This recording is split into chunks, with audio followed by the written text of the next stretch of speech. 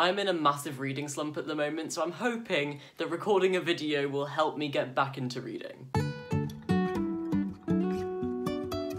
Hi folks, Harry here, and in today's video I'm going to be discussing a topic that I've always wanted to talk about on my channel. Why do aeroplanes always ruin my videos? Stephen Edwin King is mostly known for his horror works. Whether that's a tale about a monstrous shape-shifting clown, or a classic haunting ghost story. Anyone familiar with the horror genre is most likely familiar with the name Stephen King. And that's because his writing, his ideas, his concepts, his horror has impacted pop culture so much, to the point where when we think about horror, one of the first things that we think of are his creations. However, over the years, the way that he has delivered his horror has differed massively. A lot of the time, Stephen King relies on supernatural entities and strange happenings to deliver his horror. But a surprising amount of the time, a lot of Stephen King's horror does not come from the supernatural, and is far more realistic and focuses on real-world horror. And that is what I'm going to talk about today. So in this video, I will be giving you examples of when Stephen King has used supernatural horror, when he has used realistic horror, and also a list of his books where he has merged the two very well. I'm also going to be commenting on the effectiveness of each type of horror. Now let's start with the supernatural. This is stuff that you wouldn't find in our world. It's otherworldly, it's disturbing, it's disgusting, and it can't happen on this earth. To me, one of the best examples of when Stephen King has used supernatural horror and not real-world horror is Salem's Lot. Salem's Lot terrifies us with just the unadulterated, dark idea of the vampire. There's no Edward Cullen or Damon Salvatore in this. This is dark vampire stuff. And Stephen King uses elements of the Gothic to unsettle us. But in terms of real-world horror, there's not much in here, yet he still manages to terrify us with his supernatural horror. Another supernatural horror novel that I really like is The Dark Half. This is my third favourite Stephen King book and I absolutely love it, and it does not get the attention it deserves. And this book is terrifying, again with ideas of the Gothic. We have things like sparrows and crows, which are like death omens, and they always show up when something bad's about to happen, and it's quite frankly terrifying. This book also takes a lot of inspiration from Dr. Jekyll and Mr. Hyde, which is of course a supernatural tale. And this book is about a man's pseudonym coming to life, being evil and then killing people. So it's not something that can happen in the real world, but it is still very scary and very effective horror. Another one, Dr. Sleep.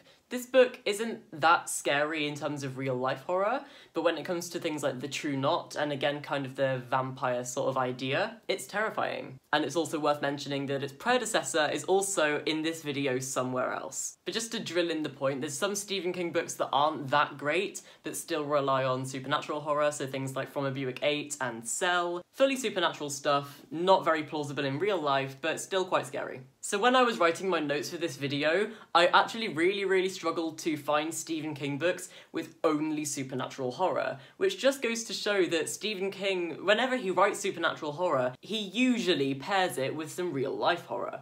But sometimes he writes books with no supernatural happenings in them whatsoever, and I'm going to talk about some of those now. But books that fit into this category were even harder to find. And the three that I thought of were Gerald's Game, Misery, and Cujo. These three books are all very scary, but contain no supernatural elements in them at all. Maybe Cujo a little bit, but the events that happen in these books can happen in real life, and that is why they are so scary. And to me, I find Stephen King's realistic horror to be far more scary and far more effective than his supernatural horror, because he doesn't have to use these otherworldly ideas. He takes things that can happen on this earth and uses them to terrify us and make us think, wow, that could actually happen to me, and that is why they are so scary. But of course, the supernatural horror is still terrifying. So the scariest Stephen King books are the ones which combine the supernatural and the realistic into one. And most of the books that you would just consider supernatural tend to have really horrifying underlying themes which involve real-world horror. The best example of that would be It. This is considered a supernatural horror novel, but it is so much more than that. I mean, yeah, you've got a shape-shifting, spooky, murderous clown that feeds on the fear of children and eats them. And you've also got things like, you know, massive spiders and Dracula and all that crazy stuff. But to me, the most effective use of horror in this book is when it covers really, really rough but real aspects of the real world. Things like domestic abuse, assault, that kind of thing. Also things like homophobia and racism and bullying, that kind of thing. All of that is included in this book too, and it is so scary. It is a terrifying novel, but I think that the main reason why it is so scary is because of the real world struggles that are featured in this book. And this is coming from someone who's scared of clowns. I actually have coulrophobia, I am scared of clowns, but for some reason I am more scared of the real horror in this book than the supernatural horror involving a murderous clown. And that just goes to show how incredible Stephen King's realistic horror is. Also falling into this category is The Shining. Yeah, we've got a man being haunted by ghosts, we've got terrifying naked ladies, we've got moving hedge animals. This book is really, really scary because of its supernatural content. But it's also scary because of the family problems that are featured in this book, and things like alcoholism and addiction. So it's not scary in the same way as it, but it is very, very harrowing and very sad at times, and because of that, it becomes scary. Like, anyone in the real world can have problems with their family, anyone in this world can face addiction at some point, and in many ways, just like it, the real horror in this book is more effective than the supernatural. Even though this book is most commonly known because of its supernatural content. Like, it's known as a ghost story, but most ghost stories have things like grief and depression at the heart of them, and that's why it's so effective. We've also got classic books like Carrie. The supernatural horror in this book is very obvious. You've got a girl with telekinesis who goes on a rampage and kills people, like, yeah. But the true horror of this book is just how badly Carrie is treated in school, and also treated badly at home by her mother. Stephen King writes realistic horror that we as readers can relate to, and that is why it's so scary. That is the idea that I want to convey with this video. Stephen King doesn't have to include terrifying monsters or strange supernatural happenings to scare us.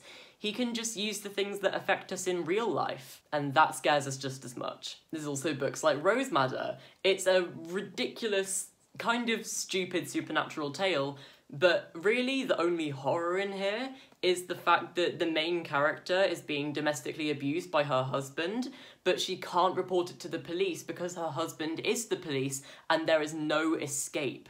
And that is what's terrifying. She physically can't get help from any person of authority because her husband is the person of authority. There's just a constant sense of helplessness within this book, and that is the effective horror. These next two books have something massively in common, and that is Bag of Bones and Pet Sematary. Bag of Bones is a classic ghost story, and Pet Sematary is, like, kind of zombie-ish, but not really. Like, if you haven't read Pet Sematary, don't think that this is a zombie book. It's not, but that's the kind of the closest comparison I can give. But at the heart of both of these books is really, really terrifying themes of grief and depression and sadness and isolation and fear. Like, in Bag of Bones, the main character is grieving the death of his wife, and it is so harrowing and absolutely terrifying. And in Pet Sematary, it's so disturbing the way that grief is depicted. So both of these books do feature supernatural aspects, but the main horror, the main thing that we need to focus on, the main thing that scares us, is the way that the humans of the story react and the way that they feel.